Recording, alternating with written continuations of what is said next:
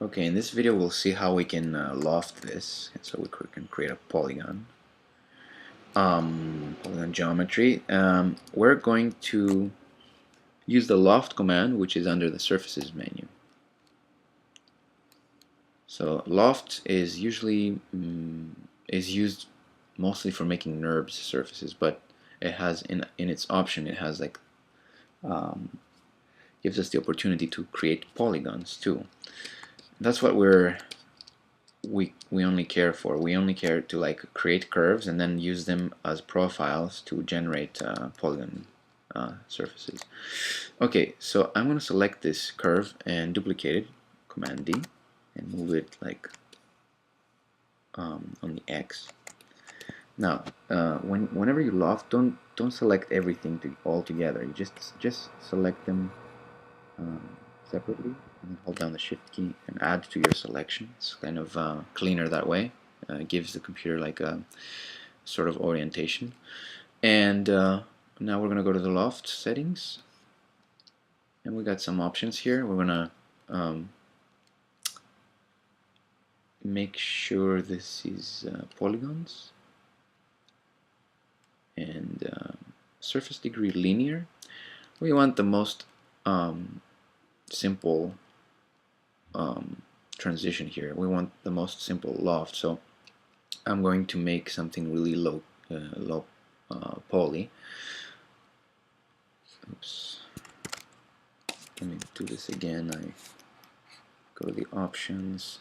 Okay, linear, polygon output, quads, general tessellation, and I'm going to just reduce these numbers down to 1. Apply. I get the simplest type of geometry here, and you can see because I'm getting the simplest option, I don't get too much detail around this area. One way to bump up this information, if you really want to keep everything low, you would basically either go to the inputs area in the channel box and go to the NURBS tessellate 1 and increase the U number. So by increasing the U number, you're increasing a lot of the information on your mesh also. So you're getting a lot of detail. The problem is, do we need all this here? Probably not. Let me go back to 1 and let me show you a trick. So I know that we've done that in order to get like a very organic shape at this part, but you know, we can always, if we need to like save some energy here, I would go, 1 is the one I showed you like earlier, like just increase the U number, or go to the polygons and go to the insert edge loop tool and start inserting some edges here. And let's go to the side view and give this a shape. So just to follow this kind of curve. So you're going to ask me, why did we get in this trouble making this curve? I mean, so we can have these options basically. You know, we have options to increase the geometry. This is a great guide, so we can add some. Let's just sharpen these here, let's line them up. Let's move this down here, and we need another one. Like so, let me get the insert edge loop. Get another one over here. So again, we're doing this because we want to save. We want to save this polygon geometry from heavy rendering time.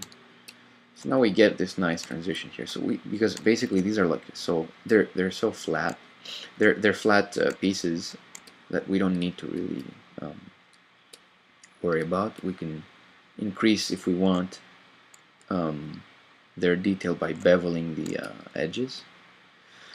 But I'm going to look at this and actually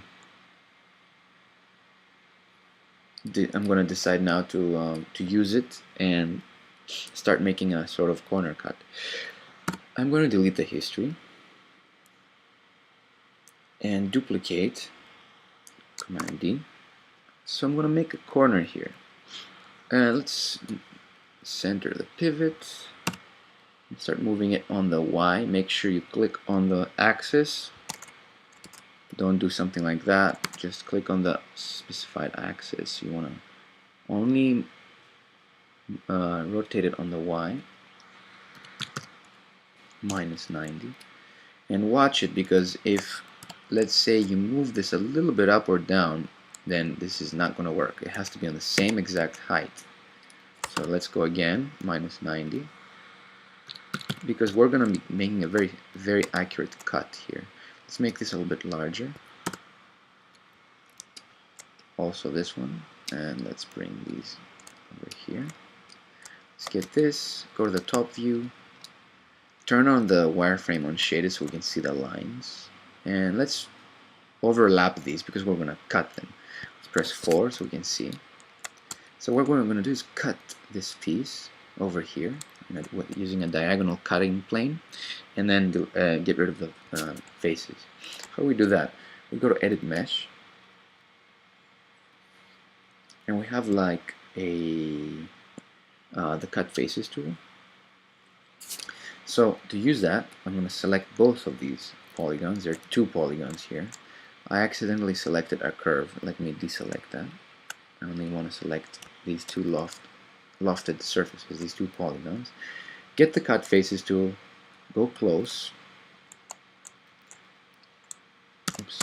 Go close to the point here, so we can really like do the, and click and hold down the Shift key so it's going. Holding it down, it will retain it to 45-degree angles. Basically, because this is a square piece, it's gonna make the cut accurately. It's like 45 degrees, anyways. That's what we're doing. We're cutting it very accurately for that degree. And let's press 5, and let's get rid of these faces here. So let's get rid of these faces. And let's get rid of those ones over here. So basically have our perfect cut. Now, let's say we want to connect these together. First, we need to make them one piece. Select them and go Mesh, Combine. That doesn't do much. I mean, we have one piece, that's for sure, but let's go close here and see. Is it one piece? It is, but I have the soft selection on. I have to go to my Move tool and reset this tool, go down and click off. Take the soft selection off. So back again here, it is one piece. It's a poly surface. It's one piece, but notice that it still has 2 vertices. They're not welded together. They're not merged. So let's select all these vertices, all this kind of edge here, all these vertices, and merge them. So Edit Mesh, Merge. Now, basically, if we press 3, you can see that everything is merged. Sometimes you'll get something like this. Why do we get this? Basically, it probably merged a couple of vertices that we didn't want to, that were very close together. So you can do it manually. Like there's, I'm sure that there's like some vertices here, but they're very, very close. So when we do merge, they snap, and it vacuums more than it should be. Like some of the vertices are very close, so it's connecting everything. So we come up with this problem, this kind of stretch.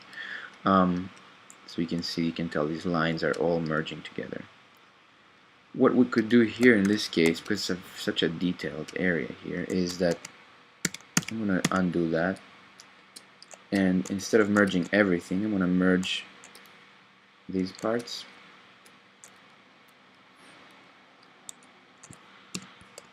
And it seemed to work.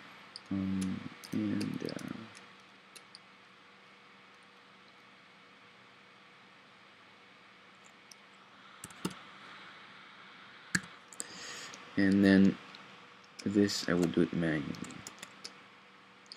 Basically,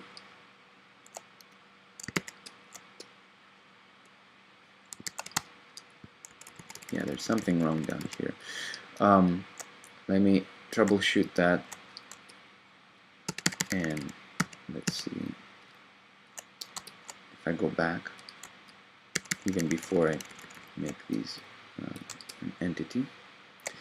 So okay, we got this problem. Let's see how we can fix it. I went all the way back before we even combine these two pieces together. Let's press 3 and see that this looks good when I press 3. There's no actual problem yet. Okay, so first I'm going to select them and combine them. And now for the merge tool, since we had this problem here, I'm going to select only these vertices up here. Make sure we turn off the soft selection and merge these.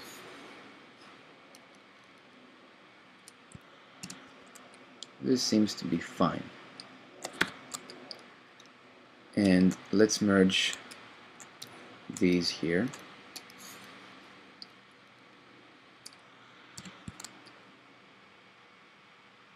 That's fine. And let's merge these.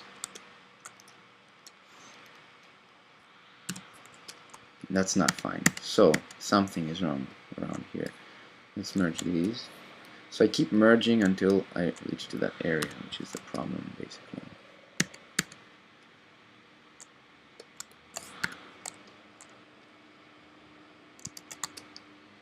So I'm going to manually merge these. So basically, we don't have to do that in this video. I don't have to. I can show you this in another video, but like what the problem is that sometimes there might be a problem by merging everything. Instead of merging everything all together, you want to go and manually merge these things, and that way you can correct the problem slowly. And this doesn't want to do it, so I'll find another solution for that in a little bit. In the next video I can show you how we can clean this up. So basically this is the corner of that piece of architecture, and you could keep it like hard surface, or you can actually go and press 3 if you wanted to have something more organic. But the problem is, if you want to have that, then you have to basically fix this area here before you go forward, and that means that would require different. I would have to show you how to clean these edges first and then connect everything together, which I'm going to do in the next video.